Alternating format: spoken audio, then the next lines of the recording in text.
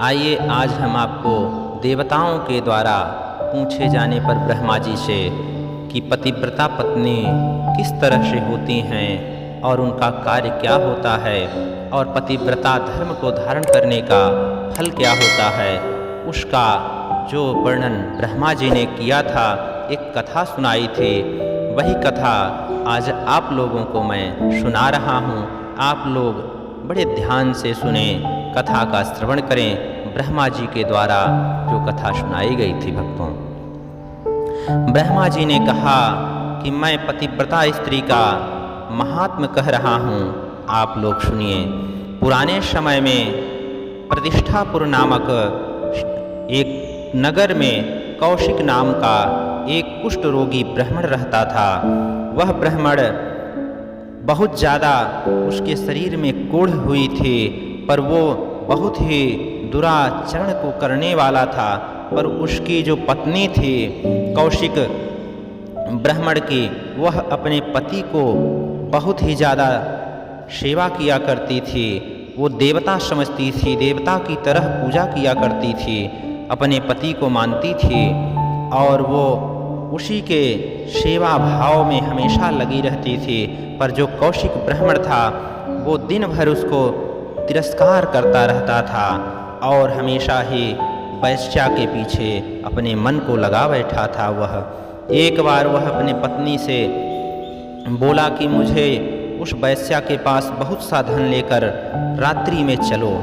वह पतिव्रता पत्नी पति को ही अपना देवता मानती थी, इसलिए वह बहुत सा धन लेकर और अपने पति कौशिक को अपने कंधे पर लेकर, क्योंकि वो बहुत ज़्यादा रोगों से ग्रसित था, वो चल नहीं पाता था ठीक से, इसलिए उसको लेकर चल दिया। भक्तों, रास्ते में जब जा रही थी, अंधेरा होने के कारण मार्ग में देव संयोग से वहाँ पर एक ऋषि की कुटिया थी और उस कुटिया में चोर भागकर राजा के राज्य से धन को लाकर रख दिया।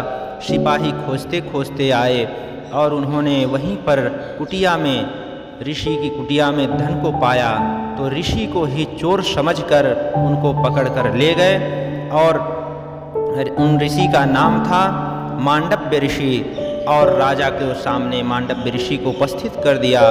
राजा ने मांडव्य ऋषि को चोर समझकर एक कठोर सजा सुनाई और आदेश दिया कि मांडव्य ऋषि को एक चौराहे पर रास्ते में ले जाकर किसी सूली पर इनको बैठा दो। और सिपाहियों ने राजा की आज्ञा पाकर मांडव्य ऋषि को एक सूली पर बैठा दिए मार्ग में ले जाकर, जिससे वो सूली उनके शरीर में धंस गई और बहुत ज़्यादा उनको वेदना होने लगी।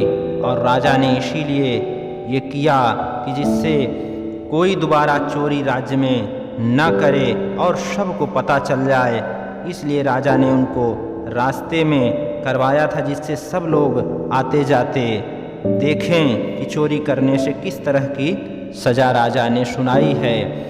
और संयोग से उधरी से उस मार्ग से कौशिक की पत्नी रात्रि में कौशिक को लेकर आ रही थी, पर ऋषि को भयंकर दर्द हो रहा था।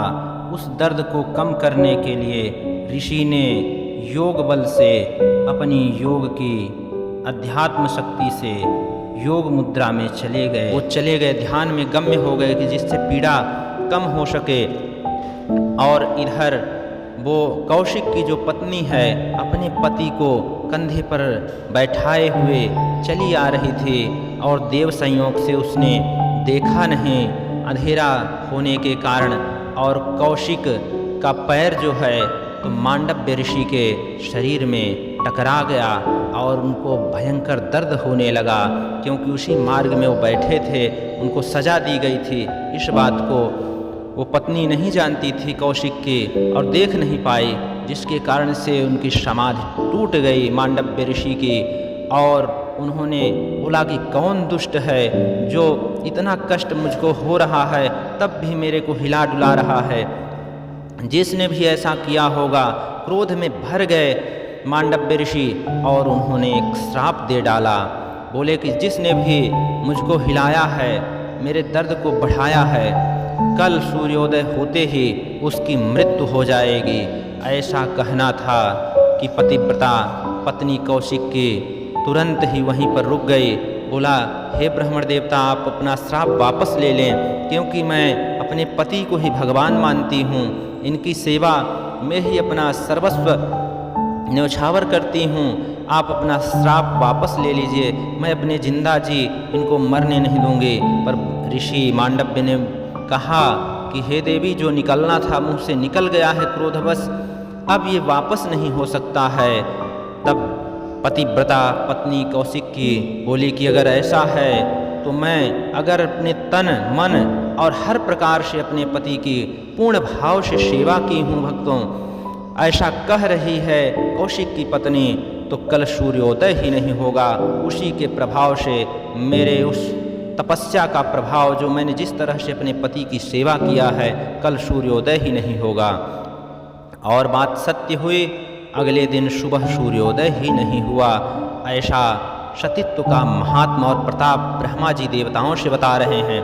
कई वर्ष बीत जाते हैं, अंधकार छा जाता है सृष्टि में। तब सब देवता ब्रह्मा जी के पास जाते हैं और बोले कि हे विधाता, आप ही बताइए कि सूर्य नारायण क्यों नहीं उदित हो रहे हैं, पूरा जीवन अस्त व्यस्त हो गया है। तब ब्रह्मा जी बता रहे हैं कि ये एक तपस्वी जो है, तपस्विनी, अपने पति की सेवा करने वाली पतिव्रता पत्नी की शक्ति है, जिसके कारण से सूर्यदेव उदित नहीं हो पा रहे हैं। इसमें मैं भी कुछ नहीं कर सकता हूँ। इसको कोई जो पतिव्रता स्त्री है वही टाल सकती है। मेरे अंदर इतना सामर्थ्य नहीं है भक्तों। इसलिए जो पतिव्रता स्त्रियाँ होती हैं उनका स्वभावतः मंगल होने लगता है। पर उसी तरह से यहाँ पर ब्रह्मा जी जो बता रहे हैं कि एकई धर्म एकई व्रत नेमा, काय वचन मन पति पद प्रेमा, कि काया और वचन से जितना हो सकेगा मैं अपने पति को दुखी नहीं करूँगी, जितना हो सकेगी मैं सेवा करूँगी। वही पतिव्रता स्त्री का महात्मा है, वही ब्रह्मा जी बता रहे हैं। फिर ब्रह्मा जी ने कहा कि अगर आप इसको फिर से सब ठीक करना चाहते हो, सूर्योदय हो, उसके लिए आपको जो पति परायणा स्त्री हैं उन्हीं को प्रसन्न करना होगा, वही इसको सब ठीक कर सकती हैं। इसलिए आपको जो अत्रि मुनि की धर्मपत्नी हैं सती अनसुईया जी, उनको प्रसन्न करना होगा। वो ही सूर्योदय करा के फिर से आप सबका संकट टाल पाएंगे। इस तरह से ब्रह्मा जी देवताओं से कह रहे हैं। फिर देवताओं ने सती अनसुईया जी की शरण ली और सती अनसुईया जी को प्रसन्न किया।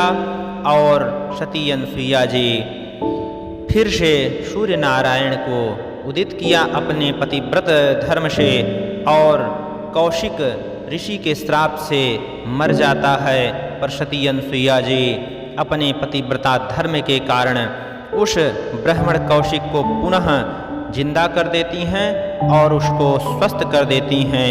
इस प्रकार से ब्रह्मा जी ने देवताओं को सती की कथा को सुनाई है।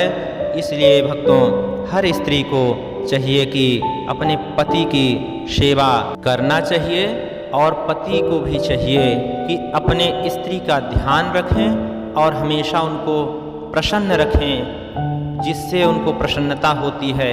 ऐसा अपना आचरण और व्यवहार रखें। ऐसा शास्त्रों में बताया हुआ है कि पति और पत्नी दोनों अगर प्रसन्न चित्त रहते हैं तो कहीं पर जंगल में जाकर निवास करें, वहाँ भी मंगल होता रहेगा। और कोई भी संसार की ऐसी विपत्ति नहीं है जो कि उनको दुखी कर सकती है। अगर उनका आपस में मेल जो है मन का होता है और एक दूसरे का इस तरह से ध्यान रखते हैं तो हर तरह से कल्याण होगा। यही शास्त्रों का सार है। आप लोग हमेशा खुश रहें, प्रभु की कृपा से आपका हर तरह से कल्याण होगा, ऐसी मैं कामना करता हूँ प्रभु से। अगर आप अभी तक चैनल को सब्सक्राइब नहीं करे हैं तो चैनल को सब्सक्राइब कर लें लाइक कर दें। जय श्री राम कमेंट में ज़रूर लिखें और चैनल को सब्सक्राइब कर लेंगे तो अगली कथा आप तक सबसे पहले पहुंच जाएगी और आप उसका लाभ उठा सकेंगे। आप हमेशा खुश रहें और प्रभु का ध्यान करते रहें। ओम नमो भगवते वासुदेवाय।